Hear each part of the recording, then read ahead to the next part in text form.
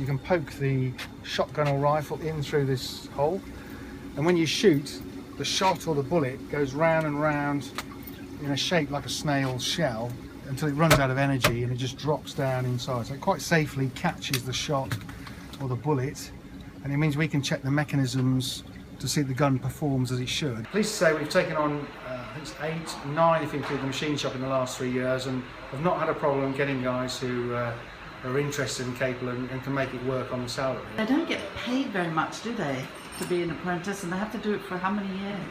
It typically takes 5 years. If they're exceptionally good, they maybe do it in 4 years. If they take a little bit longer, it can take a little bit more. It's not hugely well paid, although recently we've taken steps to make sure nobody's paid less than the national living wage, so better than the minimum wage.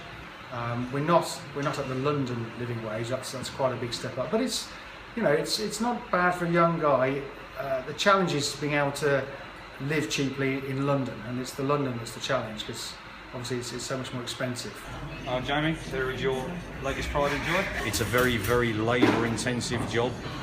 The woodwork alone, just to get the finish on it, can take anything from 6 to 8 weeks. The engraving would have taken about 3 to 4 months to do on that design alone. The lead time on that gun would have been over 1.5 years. Will it stay in the UK or is it going abroad? I can't tell you that. But you do have international customers? Oh yes, very much so. It's dotted around all over the world, Europe and the US.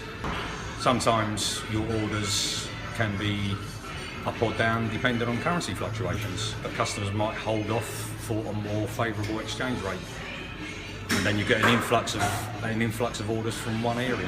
Has there been sort of an up and down period of orders? It's been pretty constant for 200 years. Once they've qualified in 4 or 5 years, there's quite a big jump up then salary-wise. Traditionally, the best gun industry is quite small, but our competitors who maybe aren't training as many apprentices, they'll be quite happy to poach one away once we've trained them. So we want to hang on to them. We want to make sure that they feel this is a good place to work and it rewards them appropriately. Very traditionally, apprentices would have been 15, 16 years old. We tend to take them on now a little bit older, so more like 17, 18, where they have a bit more knowledge of the world, a bit more knowledge of what they want out of the world. If they've got a particular skill and a talent, then if there's a way of employing it, then I would never say never.